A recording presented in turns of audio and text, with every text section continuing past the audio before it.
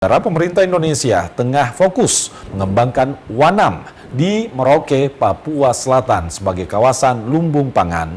Dalam kunjungannya ke Wanam, Menteri Pekerjaan Umum Dodi Hanggodo memantau perkembangan pengerjaan saluran air cetak sawah seluas 10.000 hektar dan ditargetkan bisa panen tahun ini.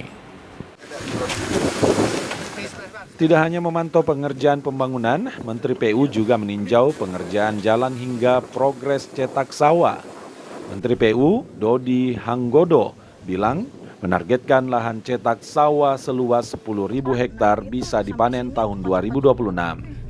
Proses irigasi hingga ke kilometer 38 dipastikan telah siap sebelum Agrinas mulai melakukan penanaman padi di lahan cetak sawah baru seluas 10.000 hektar.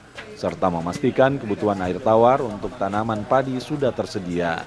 Pertama kali kita negosiasikan sudah sebulan kemarin, jadi mudah-mudahan ke depan tidak terlalu berat lagi penolakan masyarakat.